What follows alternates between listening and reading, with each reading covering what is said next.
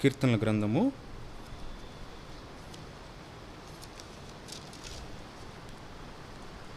61వ దావీదు కీర్తన 1 నుంచి 4 వచనాలు కలిసి చదువుకుందాం. 61వ దావీదు కీర్తన 1 నుంచి 4 వచనాలు అందరం కలిసి చదువుకుందాం. దేవా, నా మొర ఆలకింపుము, నా ప్రార్థనకు చెవియొగ్గుము.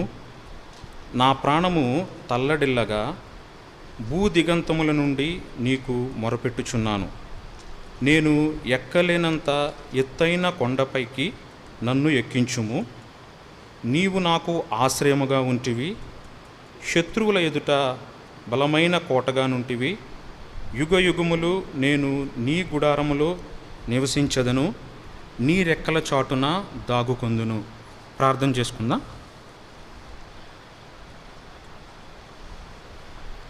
ప్రేమగల పరలోకమందున మా తండ్రి, పరిశుద్ధుడు అయిన మా ప్రభువా, మీ ఘనమైన ఉన్నతమైన శ్రేష్టమైన నామానికి వందనాలు స్తోత్రాలు చెల్లించుకుంటూ ఉన్నాం. నీ కృపను బట్టి, నీ ప్రేమను బట్టి ఈ రాత్రికాల సమయంలో సంఘ ప్రార్థనగా నా ప్రభువా అయా నీ ఎదుట, నీ పాదముల ఎదుట ప్రార్థించడానికి మీరు మాకు ఇస్తున్నటువంటి చక్కటి అవకాశాన్ని బట్టి నాయన మీకు వందనాలు స్తోత్రాలు.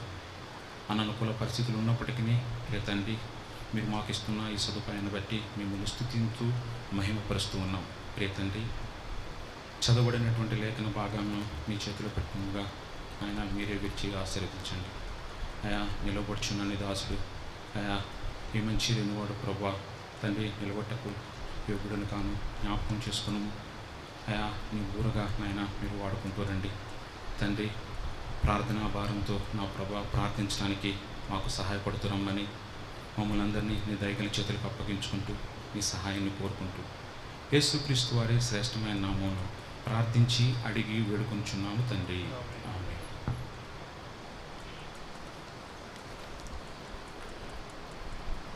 మనం చదువుకున్నటువంటి యొక్క దావీదు కీర్తన మనందరికీ పరిచయమైనటువంటి మాటలే.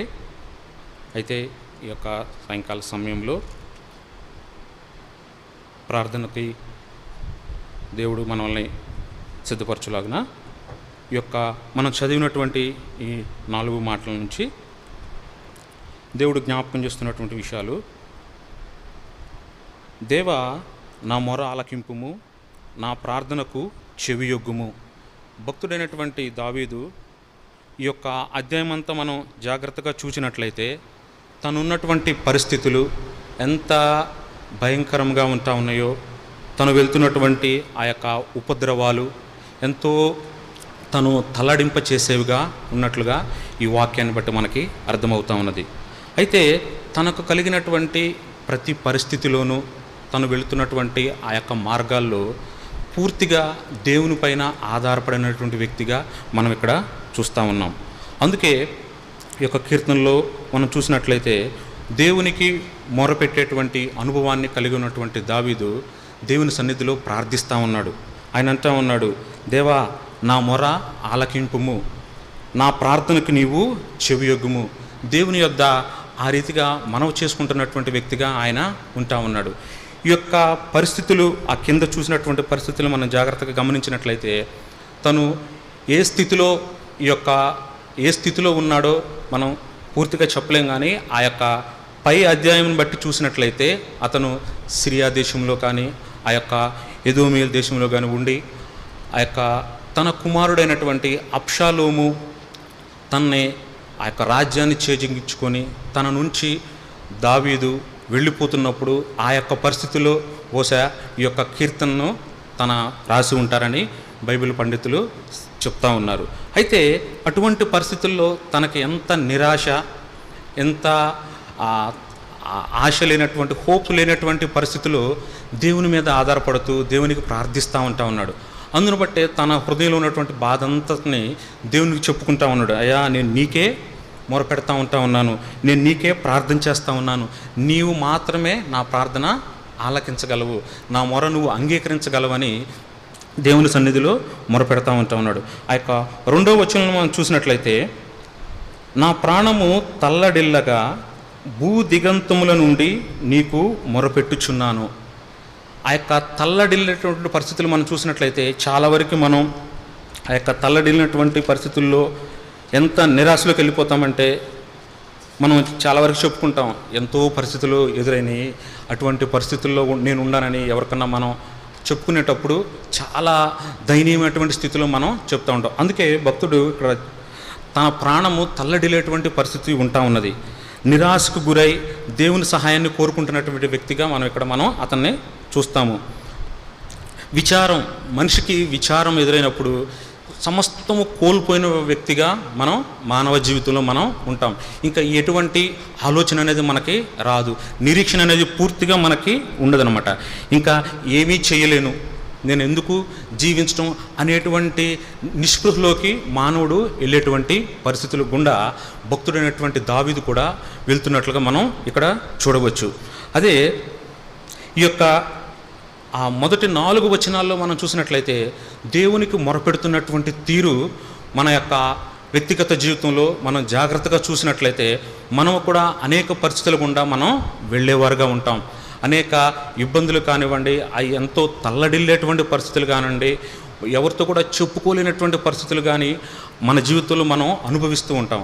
అటువంటి సమయంలో మనం కూడా భక్తుడైనటువంటి దావీదు ఏ రీతిగా దేవుని మీద ఆధారపడుతూ ఆ యొక్క తల్లడిల్లే పరిస్థితుల్లో సైతం దేవునికి మొరపెడతా ఉంటా ఉన్నాడు. భూ దిగంతములంటే ఆ యొక్క భూమి యొక్క చివర కొనల నుంచి, ఇంగ్లీష్ చక్ర రాయబడుతుంది, ఆ చివర కొనల నుంచి నేను నీకు మొరపెడతా ఉన్నానని దేవుని సన్నిధిలో ప్రార్థన చేస్తూ ఉన్నాడు. అదే విషయంలో కీర్తనల గ్రంథం 94వ అధ్యాయంలో, కీర్తనలు 94 18వ వచనంలో, క్షమించండి 19వ వచనం, 94, 19. నా అంతరంగమందు విచారములు హెచ్చగా నీ గొప్ప ఆదరణ నా ప్రాణమునకు నెమ్మది కలుగజేయుచున్నది. ఎంతటి విచారాల్లో మనం ఉంటే అవే మన పరిస్థితులు అయితే మాత్రం చాలా తల్లడిల్లిపోయేటువంటి ఆస్కారం ఉంటుంది. అయితే దేవుని వాక్యం సెలవిస్తూ ఉంది, మన అంతరంగంలో విచారాలు ఎంత హెచ్చుగా ఉన్నప్పటికీ ఆయన యొక్క గొప్ప ఆదరణ మన ప్రాణానికి ఏం కలిగిస్తుందండి? నెమ్మది కలిగించేదిగా ఉంటుందని దేవుని వాక్యం సెలవిస్తూ ఉన్నది. అంత మాత్రమే కాదు, కీర్తనల గ్రంథం 28వ కీర్తన 1వ వచనంలో చూసినట్లయితే, కీర్తనలు 28 1వ వచనం చూసినట్లయితే, యెహోవా నేను నీకు మొరపెట్టుచున్నాను, నా ఆశ్రయదుర్గమా, మౌనముగా ఉండక నా మనవి ఆలకింపుము. ఇక్కడ మనం దేవుడు ఒకవేళ మన పరిస్థితులను బట్టి మనం ప్రార్థన చేస్తూ ఉంటాం. ఒకవేళ దేవుడు మన ప్రార్థన ఆలకించకపోయినట్లయితే, మన మనవి ఆయన అంగీకరించకపోయినట్లయితే మన పరిస్థితి ఎలా ఉంటుందనేది భక్తుడు జ్ఞాపకం చేస్తూ ఉన్నాడు. నా ఆశ్రయదుర్గమా, మౌనముగా ఉండక నా మనవి ఆలకింపుము. నీవు మౌనముగా ఉండిన ఎడల నేను సమాధిలోనికి దిగువారి వలె అగుదును. అంటే దేవుడు మన జీవితాల్లో ఆయన ప్రార్థన ఆలకించేవాడుగా ఈ వాక్యాన్ని బట్టి మనకి స్పష్టం చేయబడతా ఉన్నది. ఆయన గనక ఒకవేళ మన మనవి ఆలకించకపోయినట్లయితే, మన ప్రార్థనని ఆయనకు చేస్తున్నటువంటి విజ్ఞాపనలు కానివ్వండి, ఆయన ఆలకించిన వాడుగా ఉన్నట్లయితే, మనము ఆయన మౌనంగా ఉంటే మన ప్రాణం ఎటువంటి పరిస్థితులు ఉంటుందండి? గోతిలోనికి, సమాధిలోనికి దిగేటువంటిదిగా మనం ప్రాణము ఉంటా ఉందని దేవుని వాక్యం జ్ఞాపకం చేస్తూ ఉన్నది. 2వ వచనంలో చూసినట్లయితే 61వ దావీదు కీర్తన 2వ వచనము, నా ప్రాణము తల్లడిల్లగా భూ దిగంతముల నుండి నీకు మొరపెట్టుచున్నాను. అటువంటి పరిస్థితుల్లో సైతం దావీదు భక్తుడు దేవునికి మొరపెడతా ఉంటా ఉన్నాడు. ఆయన యొక్క మాటల్లో తెలియబడుతున్నది ఏంటంటే, నేను ఎక్కలేనంత ఎత్తైన కొండపైకి నన్ను ఎక్కించుము. దేవునికి ప్రార్థన చేస్తూ తను విన్నవించుకుంటున్నటువంటి మాటలు ఆయన అంటున్నాడు దేవునితో, అయ్యా నేను ఎక్కలేనంత ఎత్తైన కొండ మీదకి నన్ను ఎక్కించుము, నీవు నాకు ఆశ్రయముగా ఉన్నావు. దేవుణ్ణి ఆశ్రయంగా చేసుకుని ఆయన్ని ఒక కొండగా జ్ఞాపకం చేసుకుంటా ఉన్నాడు. అంత మాత్రమే కాదు, ఆ 3వ వచనంలో కూడా చూసినట్లయితే 2వ భాగంలో, శత్రువుల ఎదుట బలమైన కోటగా ఉంటివి. ముందు భాగంలో ఆయన కొండగా ఆయన్ని జ్ఞాపకం చేసుకుంటా ఉన్నాడు. 2వ మాటగా శత్రువుల ఎదుట బలమైన కోటగా నీవు నాకున్నావు అని చెప్పేసి జ్ఞాపకం చేసుకుంటూ ఉన్నాడు. అంత మాత్రమే కాదు, ఈ యొక్క 4వ వచనంలో కూడా యుగయుగములు నేను నీ గుడారములో నివసించదను, నీ రెక్కల చాటున దాగుకొందును. దావీదు తన యొక్క అనుభవపూర్వకమైనటువంటి జీవితాన్ని బట్టి దేవుని ఎదుట ప్రార్థన చేసే విధానంలో తను ఈ యొక్క 4 విషయాలను ఇక్కడ మనకి జ్ఞాపకం చేస్తున్నవాడుగా ఉంటూ ఉన్నాడు. దేవుణ్ణి ఆయన కోరుకుంటా ఉన్నాడు, అయ్యా నీవు నాకు ఎటువంటి వాడువు, నన్ను ఎత్తైన కొండపైకి నన్ను ఎక్కించుము. ఎందుకంటే ఆ కొండ అనుభవాన్ని మరియు ఆ యొక్క కోట ఏ రీతిగా కోటగా ఉంటుందో, రాజ్యాలు మన యొక్క పితరుల రాజుల సమయంలో కోటలు ఏ రీతిగా కట్టబడతా ఉంటాయో, దేని కొరకు ఆశ్రయంగా ఉంటాయో వాటిని, మరియు యుగయుగములు నేను నీ గుడారములో నివసించదును. గుడారములో ఎవరు నివసిస్తారు, గుడారములో నివసించేటువంటి అనుభవాన్ని మరియు ఆయన రెక్కల చాటున దాగి ఉండే అనుభవాల్ని, ఈ 4 విషయాలను తీసుకొని దేవుని సన్నిధిలో ఆయన మొరపెడతా ఉన్నాడు. దేవుని వాక్యం జ్ఞాపకం చేస్తూ ఉన్నది. కీర్తనల గ్రంథం 50వ అధ్యాయము, కీర్తనలు 50వ అధ్యాయము 15వ వచనం. 50:15 ఆపత్కాలమున నీవు నన్ను గూర్చి మొరపెట్టుము, నేను నిన్ను విడిపించదను, నీవు నన్ను మహిమపరచెదవు. భక్తుడు దేవుని మహిమపరచటంలో, ఆ రీతిగా దేవుని సన్నిధిలో విన్నవించుకోవటంలో తనకు కలుగున్నటువంటి అనుభవాన్ని ఇక్కడ జ్ఞాపకం చేస్తూ ఉన్నాడు. ఆపత్కాలమును నీవు నన్ను గూర్చి మొరపెట్టుము. మనకు ఎటువంటి పరిస్థితులు ఉన్నప్పటికీ, అది ఎంత ఆపత్కరమైనటువంటి పరిస్థితి అయినా భక్తుడు దేవునికి మొరపెట్టేటువంటి అనుభవాన్ని తను కలిగి ఉన్నవాడుగా ఉంటూ ఉన్నాడు. నేను నిన్ను విడిపించదను, నీవు నన్ను మహిమపరచదవు. ఎందుకంటే తప్పకుండా దేవుడు నన్ను విడిపిస్తాడు, నేను ఆయన్ని మహిమపరుస్తానన్నటువంటి దేవుని వాక్యాన్ని అనుసరించి తన అనుభవాల పూర్వకంగా దేవునికి మొరపెడతా ఉన్నాడు. అంత మాత్రమే కాదు, కీర్తనలు 145వ దావీదు కీర్తనలో జ్ఞాపకం చేసిన రీతిగా 145:18 మనకు తెలిసిన భాగమే. 145:18 తనకు మొరపెట్టు వారికందరికీ, తనకు నిజముగా మొరపెట్టు వారికందరికీ యెహోవా సమీపముగా ఉన్నాడు. ఆయన నిజంగా ఎంత సమీపంగా ఉన్నాడంటే, ఆయనకి మొరపెట్టే వారందరూ కూడా ఆయన సమీపముగా ఉండి ఆలకించే దేవుడుగా ఉన్నాడని దేవుని వాక్యం జ్ఞాపకం చేస్తాం.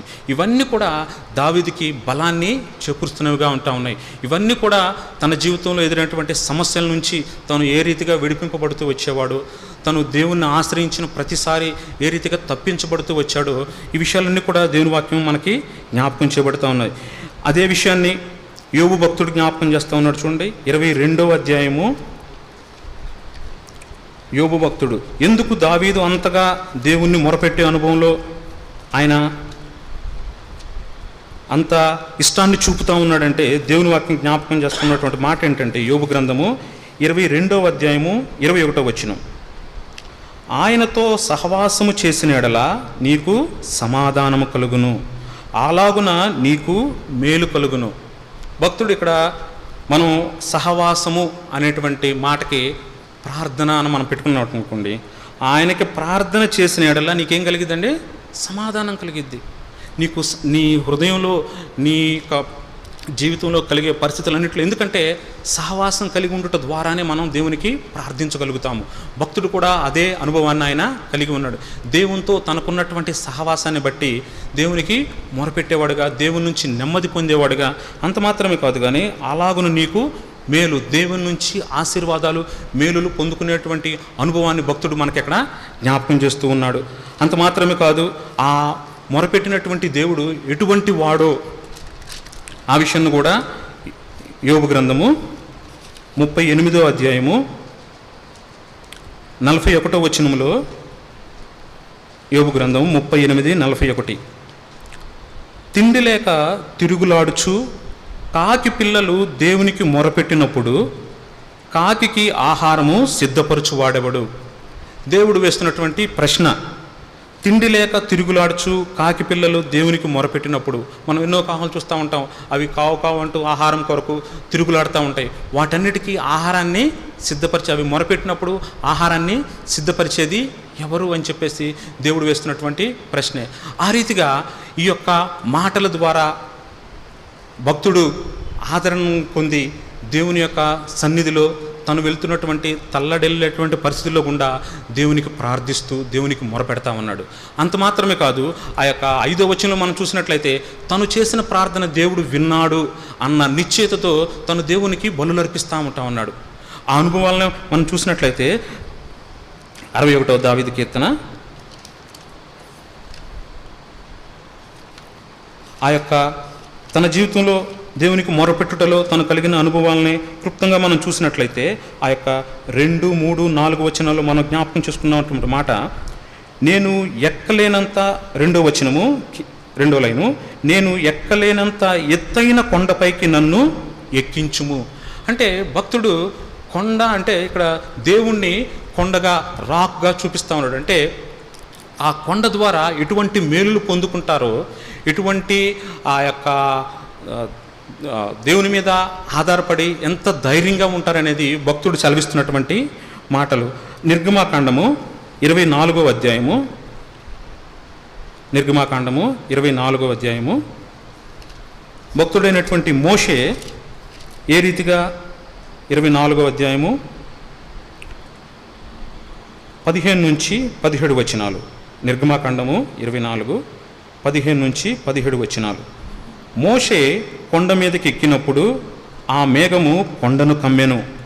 యెహోవా మహిమ సీనాయి కొండ మీద నిలిచెను.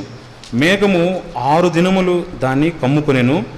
7వ దినమున ఆయన మేఘములో నుండి మోషేను పిలిచినప్పుడు యెహోవా మహిమ ఆ కొండ శిఖరము మీద దహించు అగ్నివలె ఇశ్రాయేలుల కన్నులకు కనబడెను. ఆ యొక్క ఎత్తైన సీనాయి కొండ మీద దేవుడు మోషేతో మాట్లాడుతూ ఉంటా ఉన్నాడు. ఆ యొక్క కొండ మీదకి దేవుడు పిలిచినప్పుడు ఆయన యొక్క మహిమను చూడటానికి ఆ యొక్క అనుభవాన్ని మోషే కలిగిన వాడుగా ఉంటాడు. దేవుని వాక్యం ఆయన కలుసుకునే ప్రాంతంగా, దేవుని బిడ్డలు దేవుణ్ణి కలుసుకునే ప్రాంతంగా ఈ యొక్క కొండ అనుభవం ద్వారా భక్తుడు బలపరచబడతా ఉన్నాడు. అంత మాత్రమే కాదు, ఆయన ఆ యొక్క దేవుని కలుసుకున్నటువంటి స్థలములు ఏవేమి మనకిస్తా ఉన్నాడు అని చూసినట్లయితే లేవీకాండము 26వ అధ్యాయము, లేవీకాండము 26వ అధ్యాయము 46వ వచనం, 26:46. యెహోవా మోషే ద్వారా సీనాయి కొండ మీద తనకును ఇశ్రాయేలుకును మధ్య నియమించిన కట్టడలను, తీర్పులను, ఆజ్ఞలను ఇవే. మోషేని కలుసుకున్నటువంటి దేవుడు ఆయన తనతో మాట్లాడుతూ తనకిస్తున్నది ఏంటండి? ఇక్కడ మనం చూసినది తనకును ఇశ్రాయేలుకును మధ్య నియమించు కట్టడలను, తీర్పులను, ఆజ్ఞలను దేవుడు ఇచ్చే ప్రాంతముగా కొండ ఉంటా ఉన్నది. కొండ అనుభవం అంటే ఎత్తైనటువంటి ప్రాంతముగా ఉంటా ఉన్నది. ఆ యొక్క శత్రువులు ఎత్తైన ప్రాంతం కంటే వారు ఎక్కి వెళ్ళలేరు. ఎందుకంటే శత్రువులు కింద ఉంటే పైన ఉన్నటువంటి స్థలం నుంచి శత్రువుల్ని ఈజీగా వాళ్ళని ఎదుర్కొనవచ్చు. ఆ యొక్క దినాల్లో యుద్ధాలు చేసే సమయాల్లో కొండ మీద ఉండి యుద్ధాలు చేసేటువంటి అనుభవాలు వాళ్ళు కలిగి ఉండేవాళ్ళు. అదే రీతిగా ఆత్మీయ జీవితంలో కూడా కొండ అనుభవం అనేది మోషే దేవునితో ఆయన మాటలు వింటున్నటువంటి స్థలముగా, ఆయన కట్టడలు, ఆయన ఆజ్ఞలు, ఆయన యొక్క తీర్పులు వాటన్నిటిని పొందుకున్నటువంటి స్థలంగా ఇక్కడ భక్తుడు జ్ఞాపకం చేస్తూ ఉన్నాడు. అంత మాత్రమే కాదు, హెబ్రీలకు రాసిన పత్రిక 8వ అధ్యాయము, హెబ్రీలకు రాసిన పత్రిక 8వ అధ్యాయము 5వ వచనము, 8:5 కింద నేను చదువుతాను. కొండ మీద నీకు చూపబడిన మాదిరి చొప్పున సమస్తమును చేయుటకు జాగ్రత్త పడము. ఇక్కడ ఏవి ఇవ్వబడతా ఉన్నాయి? దేవుడు కలుసుకున్నాడు, ఆ యొక్క నిబంధనలు ఇచ్చాడు, ఆజ్ఞలు ఇచ్చాడు, కట్టడలు ఇచ్చాడు. వాటన్నిటి ప్రకారం దేవుడు అంటా ఉన్నాడు, నీకు చూపిన మాదిరి ప్రకారం నీవు చేయటానికి జాగ్రత్త పడము. ప్రియ దేవుని బిడ్డలారా, మన యొక్క వ్యక్తిగత జీవితంలో కూడా ఆత్మీయంగా మనం దేవుణ్ణి కలుసుకునేటువంటి సమయంలో, దేవునికి ప్రార్థించేటువంటి సమయంలో ఆయన మనకిస్తున్నటువంటి ఆజ్ఞలు కానివ్వండి, కట్టడలను కానివ్వండి, ఆ యొక్క తీర్పులను కానీ మనం జాగ్రత్తగా చూసుకుంటున్నామా లేదా? భక్తుడైతే ఆ అనుభవాన్ని కలిగి ఉన్నాడు కాబట్టి దావీదు, అయా నీవు నన్ను ఎక్కలేనంత ఎత్తైన కొండ మీదకి నన్ను ఎక్కించుము, ఎత్తైన కొండ మీద ఉన్నటువంటి అనుభవాన్ని భక్తుడు కలిగి ఉన్నాడు కాబట్టి దేవునికి ప్రార్థిస్తూ ఉంటా ఉన్నాడు. అంత మాత్రమే కాదు, రెండవదిగా చూసినట్లయితే కీర్తనల గ్రంథము 61, రెండవదిగా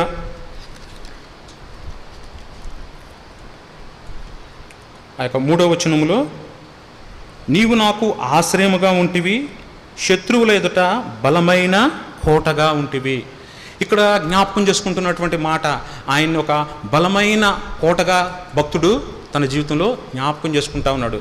ఎందుకంటే బహుశా ముందు జరిగినటువంటి పరిస్థితుల్లో అనుభవాల ద్వారా తను తల్లడిల్లేటువంటి పరిస్థితుల్లో గుండా వెళుతున్నా కానీ, అయా నీవు నాకు కోటగా ఉంటే నేను దేన్నైనా ఎదుర్కొనగలను, నీవు నాకు రక్షణ కవచంగా ఉంటావు. ఎందుకంటే ఇశ్రాయేలు ప్రజలైనటువంటి వారు, యూదా ప్రజలైనటువంటి వారు తమ యొక్క రాజ్యాల్ని ఎత్తైన ప్రాకారాల మీద, కట్టడాల మీద కట్టుకున్నప్పుడు శత్రువులు వారి మీద దాడి చేయడానికి వచ్చినప్పుడు వారు వారిని జాగ్రత్తగా గమనించగలరు. ఆ యొక్క ప్రాకారాల మీద, ఆ యొక్క కోటల మీద ఉండి వారు నిశితంగా వారు చూడొచ్చు. శత్రువు యొక్క ప్రతి కదలికను కూడా వారు గుర్తించి దాన్ని బట్టి వారు యుద్ధం చేయాలా, ఏమి చేయాలని వారు సిద్ధంగా ఉండేటువంటి వారు.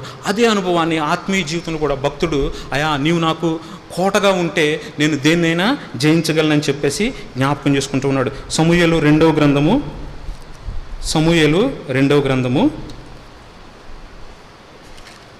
22వ అధ్యాయము, సమూయేలు 2వ గ్రంథము 22వ అధ్యాయము 2-3 వచనాలు. యెహోవా నా శైలము, నా కోట, నా రక్షకుడు, నా దుర్గము, నేను ఆయనను ఆశ్రయించుదును. నా కేడెము, నా రక్షణ శృంగము, నా ఉన్నత దుర్గము, నా ఆశ్రయస్థానము, ఆయనే నా రక్షకుడు. బలాత్కారుల నుండి నన్ను రక్షించువాడు ఆయనే. చూడండి ఎంత గొప్ప అనుభవాల్ని భక్తుడు జ్ఞాపకం చేస్తా ఉన్నాడంటే, ఆయనే నన్ను రక్షించేవాడు, ఆయనే నన్ను కాపాడేవాడు, నాకు ఆయన కోటగా ఉంటా ఉన్నాడు, నాకు రక్షణ శృంగంగా ఉంటా ఉన్నాడు. అంత మాత్రమే కాదు, 33వ వచనంలో కూడా చాలా స్పష్టంగా జ్ఞాపకం చేస్తున్నాడు. 33 అదే అధ్యాయము 33వ వచనములో, దేవుడు నాకు బలమైన కోటగా ఉన్నాడు, ఆయన తన మార్గమునందు యథార్థవంతులను నడిపించును. ఆయన ఎలా ఉన్నాడండి? బలమైన కోటగా ఆయన ఉంటా ఉన్నాడు. ఎవరి పట్ల, ఎవరిని బట్టి అంటే తన మార్గమున యథార్థంగా నడుచుకునే వారి పట్ల, తన మార్గాన యథార్థంగా నడుచుకునే వారి పట్ల దేవుడు బలమైన కోటగా ఉంటూ ఉన్నాడు. అదే విషయాన్ని భక్తుడు జ్ఞాపకం చేసుకుని, అయా నీవు నాకు బలమైన కోటగా ఉన్నావని దేవునికి ప్రార్థించేటువంటి అనుభవాన్ని ఆయన కలిగి ఉంటూ ఉన్నాడు. అంత మాత్రమే కాదు, కీర్తనలు 22వ అధ్యాయము, కీర్తనలు 22,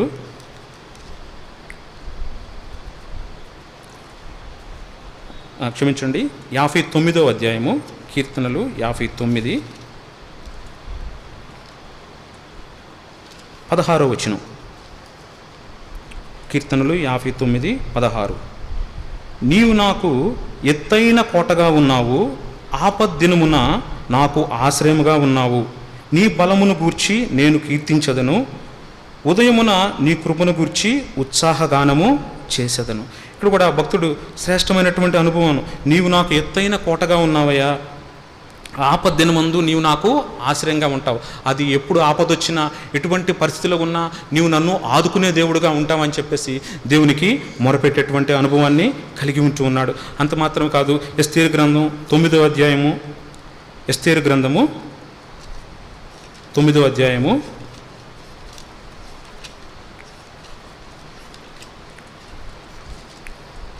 9వ అధ్యాయము 6వ వచనం. 9:6. షూషను కోటయందు యూదులు 500 మందిని చంపి నాశనము చేసిరి. మనందరికీ ఎస్తేరు గ్రంథము, మొర్దెకై పరిస్థితి మనందరికీ పరిచయమే. వారి మీదకి ఎంత గొప్ప నింద వచ్చినప్పుడు, యూదులందరినీ సంహరించాలని ఆజ్ఞను తీసుకొచ్చినప్పుడు హామాన్ ద్వారా ఆ యొక్క వారు ప్రార్థించినప్పుడు, ఉపవాసం ఉండి దేవునికి ప్రార్థించినప్పుడు వారి మీద నుంచి ఆ యొక్క పరిస్థితిని దేవుడు తప్పించిన వాడుగా ఉంటా ఉన్నాడు. ఆ యొక్క షూషను కోటలో ఆ శూషణ కోట యందు యూదులు 500 మందిని చంపి నాశనం చేశారు. ఇది మనకేం జ్ఞాపకం చేస్తూ ఉందంటే, దేవుని మీద వారు కన్నీటి ప్రార్థనతో ఉపవాసం ఉండి ప్రార్థించిన దాన్ని బట్టి వారు చంపబడాల్సింది, వారి జాతి అంతా కూడా చంపబడాల్సింది. దానికి బదులుగా దేవుడు ఏం చేశాడు, తన శత్రులైనటువంటి వారిని ఒక్క దినంనే 500 మందిని నాశనం చేసినట్లుగా ఇక్కడ జ్ఞాపకం చేయబడతా ఉంది. ఇట్టి అనుభవాలని భక్తుడు జ్ఞాపకం చేసుకుంటూ హృదయపూర్వకంగా దేవునికి మొరపెడతా ఉన్నాడు. అయ్యా, నీవు నాకు కోటగా, బలమైన కోటగా ఉంటే నా ఆపత్కాలములో, నా యొక్క కఠిన పరిస్థితిలో, నా మీదకి శత్రువు లేచే పరిస్థితుల్లో సైతము నేను జయించగలగనని చెప్పేసి దేవునికి ప్రార్థిస్తూ ఉన్నాడు. అంత మాత్రమే కాదు, 4వ వచనం 61:4 యుగ యుగములు నేను నీ గుడారములో నివసించదను. ఎంత చక్కటి 4వ అనుభవంగా ఆయన జ్ఞాపకం చేసుకుంటున్న మాట ఏంటంటే, యుగ యుగములు నేను నీ గుడారములో నివసించదను. ఏమిటి గుడారం? ఎందుకు అంత గుడారాన్ని బట్టి భక్తుడైనటువంటి దావీదు ఆశ కలిగి ఉంటా ఉన్నాడు? దేవుని యొక్క గుడారంలో నివసిస్తే తనకు కలిగేటువంటి ఆనందం ఏంటి, ఆ గుడారంలో ఏమున్నదని మనం దేవుని వాక్యంలో కనుక చూసినట్లయితే తన యొక్క అనుభవంగా ఇది ఆయన దేవునికి ప్రార్థిస్తూ ఉన్నాడు. అయ్యా, నేనైతే నిత్యము యుగ యుగములు నేను నీ గుడారంలో నివసిస్తాను అని చెప్పేసి ఆయనకి ప్రార్థన చేస్తున్నాడు. ఆ యొక్క గుడారం అనుభవం ఏమిటి అని మనం చూసినట్లయితే నిర్గమాకాండము 33వ అధ్యాయము, నిర్గమాకాండము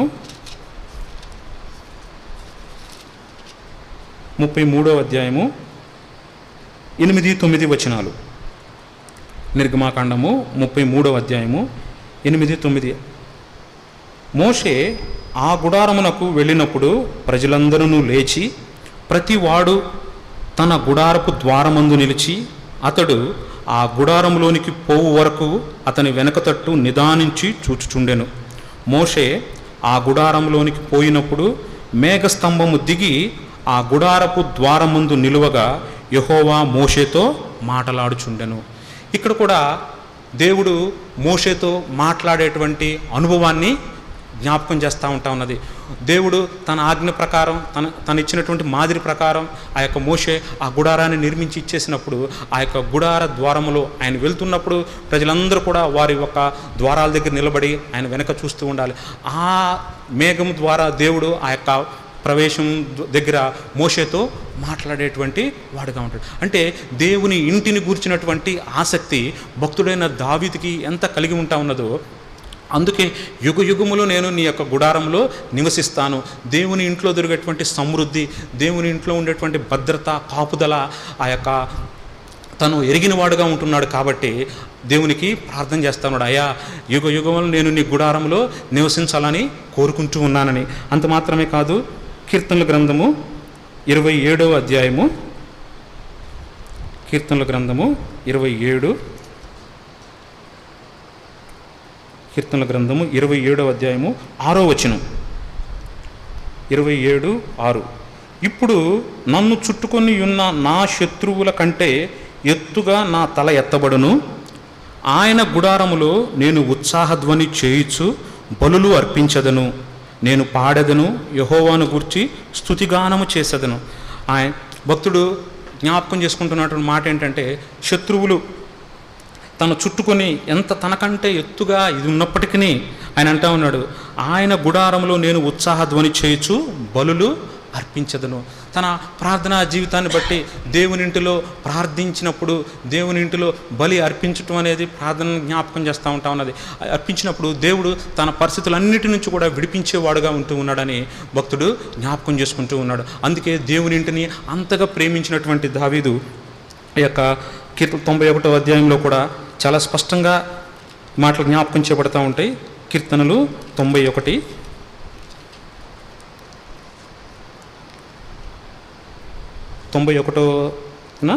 10 నీకు అపాయమేమీ రాదు, ఏ తెగులును నీ గుడారమును సమీపించదు. ఎక్కడ ఏ పరిస్థితులు ఉన్నా, బయట ఎంత ప్రతికూల పరిస్థితులు ఉన్నప్పటికీ దేవుని వాక్యం జ్ఞాపకం చేస్తున్న మాట ఏంటండి, నీకు అపాయమేమీయో రాదు. ఇప్పుడు నీ గుడారము, ఏ తెగులును నీ గుడారమును సమీపించదు. ఎందుకంటే మనం దేవుని ఇంటిలో, దేవుని సన్నిధిలో ఉంటాం కాబట్టి ఏ తెగులు కూడా మనల్ని సమీపించలేదని భక్తుడు జ్ఞాపకం చేసుకుంటా ఉన్నాడు. అంత మాత్రమే కాదు, చివరిగా కీర్తనలు 12వ అధ్యాయము, కీర్తనలు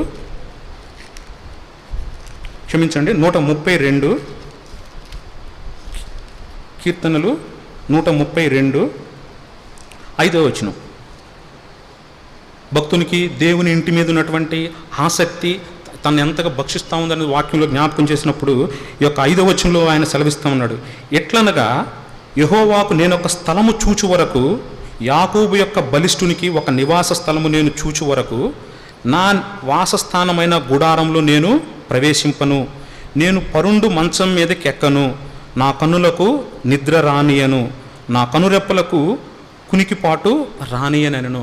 భక్తుడైనటువంటి దావీదు దేవుని యొక్క ఇంటిని కూర్చున్నటువంటి ఆసక్తి ఎంత ఉన్నదో ఈ యొక్క మాటలను బట్టి ఆయన జ్ఞాపకం చేస్తూ ఉన్నాడు. గుడారంలో దేవుడు గుడారంలో ఉండటమేంటి, నేను కోటలో ఉండటమేంటి, లేదు ఆయనకి ఒక మందిరం నిర్మించాలన్నటువంటి ఆశ ఆయన కలిగినప్పుడు ఆయన అంటూ ఉన్నాడు, నా వాసస్థలమైన గుడారంలో నేను ప్రవేశింపను, నేను పరుండు మంచం మీదకి ఎక్కను, నా కన్నులకు నిద్ర రానియను. ఎంత ఆసక్తి అంటే దేవుని ఇంటి మీద ఉన్నటువంటి తనకి ఉన్న మమకారం, ప్రేమనే జ్ఞాపకం చేస్తూ ఉన్నా. వీటన్నిటిని బట్టే దేవుని సన్నిధిలో ఆయన ప్రార్థించేవాడుగా ఉంటా ఉన్నాడు.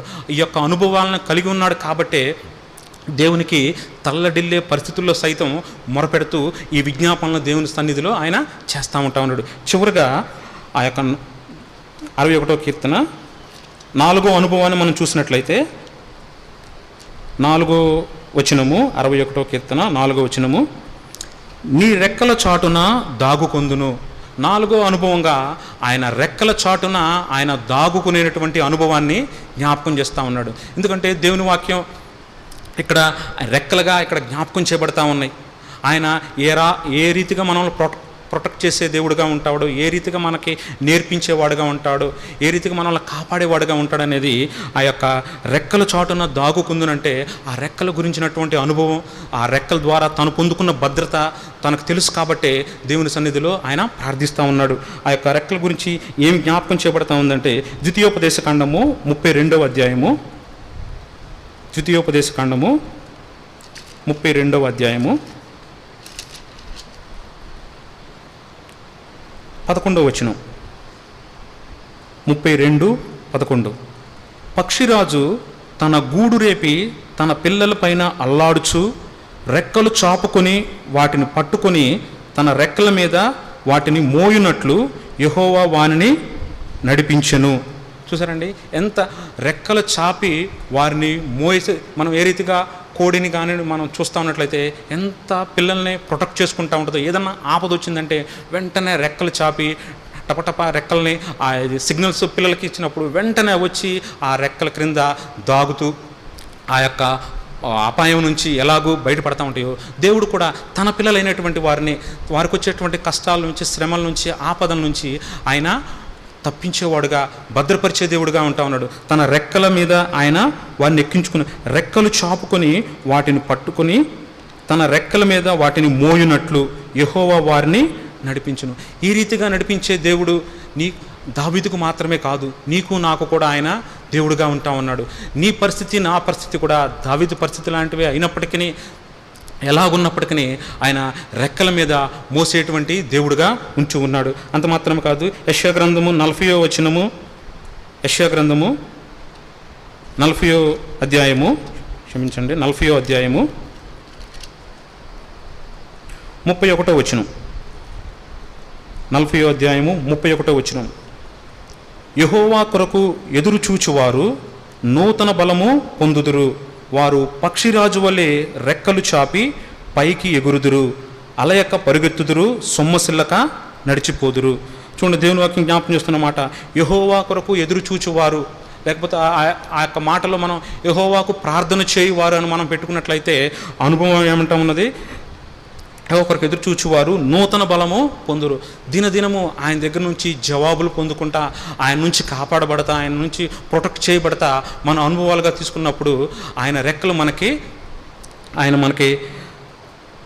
మనకి ప్రొటెక్షన్గా ఉంటామని ఆయన దేవుని వాక్యం ఇక్కడ జ్ఞాపకం చేస్తూ ఉంది. నూతన బలాన్ని మనకి ప్రసాదించేవిగా వారు పక్షిరాజు వల్లే రెక్కలు చాపి పైకి ఎగురుదురు.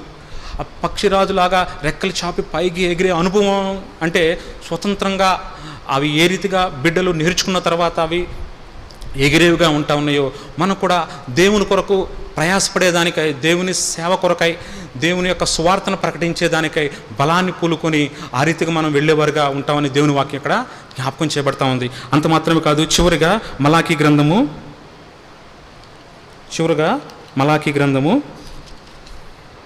4వ అధ్యాయము 2వ వచనం. మలాకీ 4:2. అయితే నా నామమందు భయభక్తులు గలవారగు మీకు నీతి సూర్యుడు ఉదయించును, అతని రెక్కలు ఆరోగ్యమును కలుగచేయును, గనుక మీరు బయలుదేరి క్రొవ్విన దూడలు గంతులు వేయినట్లు గంతులు వేస్తారు. చూడండి, ఆయన రెక్కలు మనకి ఎటువంటి ఆరోగ్యాన్ని కలిగిస్తా ఉన్నట్టు భక్తుడు స్పష్టంగా రాసేవాడు. నా నామమందు భయభక్తులు గలవారగు మీకు నీతి సూర్యుడు ఉదయించును. ఆయన నీతి సూర్యుడు ఉదిస్తాడని జ్ఞాపకం చేయబడుతూ అతని రెక్కలు ఆరోగ్యాన్ని కలగచేసేవిగా ఉంటా ఉన్నాయి. మన యొక్క ఎట్టి పరిస్థితుల్లో, అనారోగ్య పరిస్థితిలో ఉన్న, ఏ రకమైన ఆత్మీయంగా మనం సన్నగిలిన పరిస్థితిలో ఉన్నా, దేవునికి దూరమైనటువంటి పరిస్థితిలో ఉన్నా, ఎప్పుడైతే ఆయన తన రెక్కల ద్వారా, ఆయన నీతి సూర్యుడిగా ఆయన యొక్క కిరణాలు మన మీద పడినప్పుడు మనం ఎలాగుంటామండి, లేత దూడ గంతులు వేయినట్లు గంతులు వేసేటువంటి అనుభవాన్ని కలిగి ఉంటాం. ఈ యొక్క విషయాలని భక్తుడు తన జీవితంలో అనుభవపూర్వకంగా ఎరిగినవాడు కాబట్టే దేవుని సన్నిధిలో మొరపెడతా ఉన్నాడు. ప్రియ సహోదరి సహోదరులారా, మన యొక్క ఆత్మీయ జీవితంలో కూడా మనము దేవునితో ఆయన యొక్క కొండగా, లేకపోతే ఆయన కోటగా, ఆయన యొక్క గుడారం గురించి మరియు ఆయన రెక్కల గురించి ఏ రీతిగా ఆత్మీయ జీవితంలో భక్తుడు అనుభవాలను కలిగి ఉన్నాడో, నా జీవితంలో కూడా మనము ఆ అనుభవాలను కలిగి ఉన్నట్లయితే ఎటువంటి ఆపత్కరమైన పరిస్థితి అయినా, ఎటువంటి ప్రమాదమైనటువంటి, అది ఎంత తల్లడిల్లేటువంటి పరిస్థితి అయినా కూడా దేవుడు మనల్ని కాపాడటానికి సమర్థుడుగా ఉంటా ఉన్నాడు. అందుకే ఆ యొక్క చివరిగా కీర్తనల 61:5వ వచనంలో భక్తుడు ముందుగానే ప్రార్థన చేస్తూ ఉన్నాడు. ఆ యొక్క అనుభవాల నుంచి తను పొందుకున్నటువంటి 5వ వచనం, 61వ కీర్తన 5. దేవా, నీవు నీకు నా మొక్కుబడులను అంగీకరించి ఉన్నావు, నీ నామమందు భయభక్తులు గలవారి స్వాస్థ్యము నీవు నాకు అనుగ్రహించి ఉన్నావు. చూడండి, ఆ యొక్క పరిస్థితులు ఏ రీతిగా జ్ఞాపకం చేయబడతా ఉన్నాయో, తను ప్రార్థించిన వెంటనే దేవుడు నా ప్రార్థన అంగీకరించాడని చెప్పేసి నిశ్చితతో అంటా ఉన్నాడు. దేవా, నీవు నా మొక్కుబడులను అంగీకరించితివి. మొక్కుబడులు అంటే దేవునికి చేసినటువంటి ప్రార్థన, అంగీకారము. ఆయన మొర, నీవు నా మొర విన్నావు, నాకు ఉత్తరం ఇచ్చావని చెప్పి నిశ్చితతో భక్తుడు తన జీవితంలో ఆయన చూడగలుగుతా ఉన్నాడు. అట్టి యొక్క ఆత్మీయ జీవితంలో, నా జీవితాల్లో కూడా దేవుడు చూస్తున్నటువంటి విషయాలు ఇవి. నీవు నేను ఆపత్కాల సమయాల్లో, తల్లడిల్లే పరిస్థితుల్లో మనం ఎక్కడికి వెళ్తూ ఉన్నాం, ఎటు చూస్తూ ఉన్నాము, ఎవరిని ఆశ్రయిస్తూ ఉన్నామని మనం జాగ్రత్తగా చూసుకున్నట్లయితే, ఈ యొక్క రాత్రికాల సమయంలో దేవుని వాక్యం మనకు జ్ఞాపకం చేసిన రీతిగా ఆ యొక్క అనుభవాన్ని మనం కూడా కలిగి దేవునికి మొరపెట్టినప్పుడు ఆయన మన మొర ఆలకించి మనకు జవాబిచ్చే దేవుడిగా ఉంటాడు. దేవుడి వాక్యాన్ని